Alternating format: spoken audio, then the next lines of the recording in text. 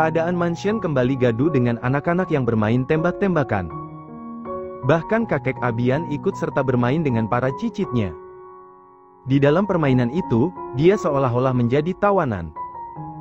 Hingga ABCD memburunya dengan pistol-pistolan di tangan masing-masing. Keempat bocah tampan itu berlari-lari sambil tertawa. Sementara Caka sibuk menemani El yang bermain motor-motoran mini, gadis cilik itu naik dan Caka yang mendorongnya. Di wajah mereka sama sekali tak terselip beban, yang ada hanya senyum sumringah yang membuat Zoya dan Siska ikut tersenyum pula. Dol, dol, dol. Teriak Bi saat pistolnya terarah pada kakek Abian, dia membuat peluru dengan suaranya. Hingga tiba-tiba kakek Abian terjatuh di karpet, karena pura-pura terkena tembakan. Ah, Eyang Kakung terluka, ucap pria parubaya itu membuat semua keempat bocah tampan itu tertawa keras, merasa berhasil melumpuhkan lawan. Yes, Bi menyang. Pekikan girang Bi membahana tetapi berubah kecewa saat kakek Abian bangkit lagi dari tidurnya. Tapi bohong, ternyata peluru Bi melesat, ucapnya dengan terkekeh kecil. Seketika tubuh keempat bocah tampan itu berubah lemas, tetapi kembali bersemangat saat Anek membawa bendera kecil, dan menaiki motor Vespanya. Ayo celang, Iyang Ekung. Mereka semua kembali berlari dengan kekehan dan teriakan keras yang membuat suasana tak henti-hentinya terasa gaduh. Berbeda sekali dengan suasana sebelum si kembar lahir. Setiap hari mansion itu tak pernah sepi, karena kelima bocah ular itu sangat aktif bermain, apalagi kalau sudah berebut susu.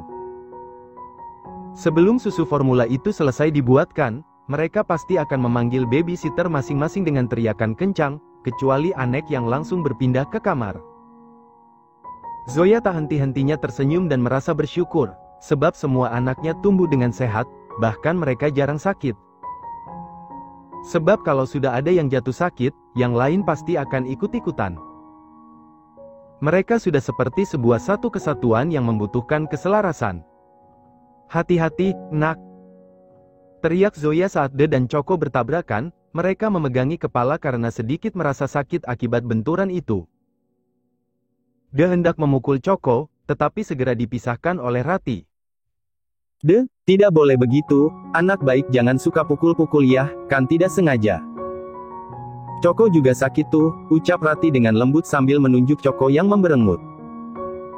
Ayo baikan. Kalau saudara harus saling menyayangi, tidak boleh musuhan, sambung Rati meminta kedua bocah tampan itu bersalaman. Awalnya Choco dan De saling melemparkan tatapan sengit, tetapi akhirnya Rati mampu membuat keduanya berdamai. Namun, belum lama setelah itu kegaduhan kembali terjadi, saat Choco mengejar kakek Abian, tetapi El dan Caka yang sedang bermain motor-motoran malah menghalangi. El yang kala itu tengah menaiki motornya dan mengangkat satu kaki, berakhir terguling di atas lantai akibat Choco mendorong motor-motoran itu dengan cukup kencang. BUGH.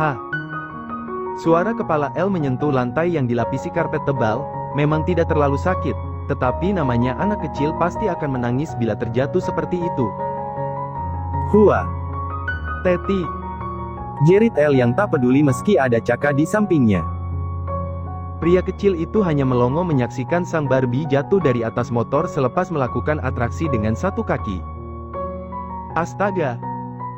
Jerit Zoya tak kalah terkejutnya. Wanita itu segera berlari dan menghampiri El, dan Choco malah ikut menangis karena takut disalahkan.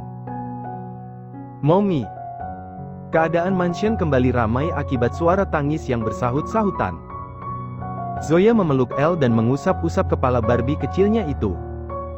Sementara Choco menempel di punggung. Mommy. Hua. Teti. Kak Choco Natal, payah El cakit. Aduh gadis cilik itu, walaupun dalam pelukan Zoya tetapi yang dipanggil tetaplah sang ayah.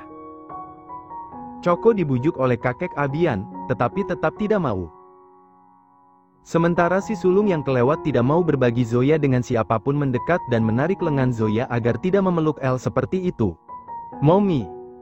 Rengek bocah tampan itu dengan wajah yang hampir menangis. Mommy punaan. Kamaan acah. Pekiknya sambil terus menarik-narik Zoya. Semua orang pusing. Dan yang lebih pusing di sini adalah Zoya. Karena El juga ikut berteriak, sambil menabok lengan sang kakak. Mommy El Juda. Mommy El cakit, payahnya didolong Kak Choco. Zoya baru saja ingin buka suara. Namun, urung karena kakek Abian yang ikut membujuk El. Sini, Barbie sama Eyang aja. Kita beli apa itu boneka yang panjang warnanya hijau? Kakek Abian mengulurkan tangan, El yang masih menangis dengan derai air mata yang menderas memperhatikan kakek Abian. Ayo, kalau menunggu Dedi pasti lama, bujuknya lagi, hingga lama-kelamaan El pun mau ikut dengan kakek Abian. Sementara serangan Zoya ada di antara Choco dan Anek. Mommy punaan, rengeknya dengan keras sambil menarik Zoya agar terlepas dari pelukan Choco yang menempel di punggung.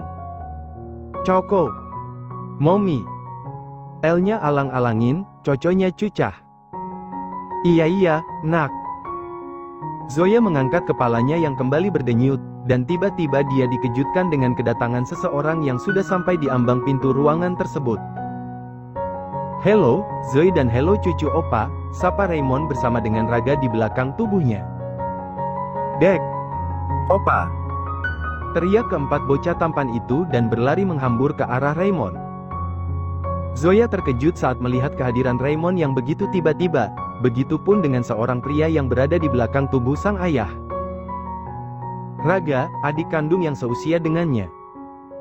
Tatapan Zoya dan Raga bertemu, dan ini untuk 3 tahun pertama mereka, setelah lama berpisah. Opa! Teriak keempat bocah tampan yang sedari tadi membuat gaduh, mereka kompak menghambur ke arah Raymond dan memeluk kaki pria parubaya itu dengan hangat. Bahkan El yang sudah digendong kakek Abian kini meminta turun. Barbie cantik itu tak lagi menangis, El malah menarik tangan Caka untuk menemui kakeknya yang sudah lama tidak datang. Karena setelah Zoya melahirkan, Raymond memutuskan untuk tinggal di luar negeri bersama dengan Raga. Sementara Nora tetap tinggal di negara ini bersama dengan suaminya. Karena selain sudah menikah, Nora tidak mau meninggalkan Imelda yang sampai saat ini berada di rumah sakit jiwa. Bukannya sembuh, dari tahun ke tahun kondisi Imelda malah semakin memburuk. Bahkan ia pernah kabur dan dalam 1 kali 24 jam, akhirnya wanita gila itu ditemukan, dan kembali dikurung di sebuah ruangan. Zoya tersenyum tipis lalu menghampiri Raymond. Dia menyalimi tangan sang ayah dan juga Raga. Meski sedikit canggung, tetapi Zoya ingin menepis semua rasa itu. Semuanya hanya masa lalu, bahkan sekarang mereka adalah saudara satu ayah, jadi Zoya tidak bisa memungkiri semuanya. "Pa, kenapa tidak bilang mau kemari?" tanya Zoya basa-basi. Dia meminta salah satu babysitternya membuat minuman untuk Raymond dan juga Raga. Mereka melangkah ke ruang keluarga, bersama dengan kakek Abian yang memimpin di depan. "Loh, papa ini sedang buat kejutan, Zoya. Lihat cucu-cucu papa. Wah, tidak lama bertemu kalian jadi gendut semua ya," jawab Raymond seraya mengajak ke-6 bocah yang mengikuti langkah kakinya, bahkan berebut ingin pegangan tangan. Namun, karena tangan Raymond hanya ada 2, beberapa mengalah dengan menggandeng tangan Raga dan Zoya. "Ayo Caca, ita kama unclelaga acah," ucap El dengan senyum kegenitan. Dia mengajak Caka untuk berjalan bersama dengan Raga. Membuat pria tampan itu mengulum senyum, merasa gemas sendiri dengan tingkah ponakannya ini. Jangan tanya siapa yang berpegang teguh dengan tangan Zoya. Sudah pasti si sulung, bahkan ia meminta digendong karena tidak mau ibunya berbagi dengan siapapun. "Oh ya, opa bawa oleh-oleh lo buat kalian, biar Nani suruh ambil ya di mobil." "Di sana ada supir," ujar Raymond begitu mereka semua sudah duduk di ruang keluarga. Rati dan Nova dengan sigap menerima perintah dari Raymond. Mereka keluar untuk mengambil buah tangan yang dibawa oleh pria parubaya itu. Sementara semua anak-anak ular bersorak kegirangan. "Bagaimana kabarmu, Ray?" tanya kakek Abian membuka suara. Bagaimanapun mereka sudah mengenal sejak lama, karena Raymond adalah menantu satu-satunya di keluarga Monaco. "Ya seperti yang Tuan Abian lihat, aku sangat sehat." Apalagi setelah melihat semua cucu kesayanganku, jawab Raymond sambil tersenyum sumringah, memperhatikan si kembar yang asyik dengan celoteh mereka. Tak kenal lelah, mereka malah bermain dengan naik ke atas sofa dan melompat-lompat di sana. Syukurlah, bagaimana dengan, nak Raga? Apa kuliahnya lancar? Raga mengangkat kepala dan menatap kakek Abian yang bertanya padanya. Di pangkuan pria itu El tengah ajol-ajolan, sementara Caka menempel di punggung. Dua bocah itu terkekeh bersama padahal tidak ada yang lucu. Siska bahkan sampai geleng-geleng kepala melihat tingkah putranya. Kalau sudah bersama El, susah sekali untuk diajak pulang ke rumah. Aku juga baik, Kek. Sebentar lagi aku akan lulus, nanti kalian datang ya di acara wisudaku. Bawa si kembar, aku pasti akan sangat senang, jawab Raga seraya menatap Zoya. Tak dipungkiri hingga sampai 3 tahun dia mencoba menghapus bayang-bayang itu, nyatanya Zoya masih membekas di hatinya. Namun, dia tidak mungkin bisa merombak takdir yang sudah digariskan oleh tangan Tuhan. Bahwa Zoya adalah kakaknya. Bukan seseorang yang harus mendampingi sisa hidupnya. Tuh, An, mau ikut tidak di acara Uncil Raga? Tanya Zoya kepada si sulung yang berada di pangkuannya. Pria kecil itu menggulung-gulung kalung yang Zoya pakai, juga baju wanita itu. Kama Momi? Iya, nak. Kama Dedi juga? Zoya manggut-manggut. Tapi Uncil Raganya puna cemangkan dak? Zoya mengernyit, begitupun dengan semua orang yang mendengarkan obrolan itu dengan seksama. Raymond sampai terkekeh, karena tak paham dengan apa yang dibicarakan cucunya. Punya dong, jawab Raga membuat Anek menoleh ke arah pria tampan itu. Alis Anek naik satu, seolah penasaran. Bekal ndak? Masuk jam makan siang. Zoya kembali membawa Anek pergi ke kamar, karena bocah tampan itu terus merengek sambil menarik-narik bajunya. Akhirnya Zoya pamit pada semua orang. Dia menggendong Anek yang kala itu sudah kehausan. Memangnya An masih menyusu pada Zoya? Tanya Raymond pada kakek Abian yang masih setia menemaninya, sedangkan mata pria parubaya itu senantiasa menatap Zoya yang baru saja naik ke atas tangga. Iya, Ray. Cucumu yang satu itu sulit sekali dipisahkan dari ibunya. Sedikit-sedikit minta susu rasa semangka, ada-ada saja, jawab kakek Abian, sesuai fakta yang ada. Sebab diam-diam dia juga hafal kebiasaan para cicitnya. Apalagi Anek, pria kecil yang selalu ingin berada di dekat Zoya. Raymond dan Raga kompak terkekeh setelah mendengar penuturan kakek Abian. Tingkah anak kecil memang sangat menggemaskan. Namun, di balik kekehan itu, Raymond menyimpan banyak rasa bersalah. Sebab dia tidak bisa menjaga Zoya, melihat putrinya itu berkembang dalam pengawasannya. Di saat Zoya belum bisa apa-apa, dia malah sibuk mengurusi anak dan istri keduanya. Dia tidak bisa membayangkan kehidupan seperti apa yang telah dilalui oleh wanita cantik itu. Tapi, Ray, aku lihat Zoya memang senang melakukannya. Dia jarang mengeluh. Tak kusangka, badan sekecil itu bisa melahirkan banyak bocah-bocah lucu, sambung kakek Abian yang membuat Raymond akhirnya tersadar. Dia mengangguk samar, lantas setelah itu, kakek Abian mengajak keduanya untuk makan siang. Sore harinya, saat semua anak-anak sudah mandi dan wangi, Ken pulang dengan wajah tersenyum sumringah. Dari kejauhan Ken sudah bisa melihat kelima anaknya tengah bermain sepeda di halaman mansion. Senyum pria itu semakin lebar. Namun, saat dia menyadari ada sosok lain yang berdiri tak jauh dari sisi Zoya, senyum Ken sedikit memudar, dia mengerutkan kening merasa penasaran. Siapa mereka, Ron?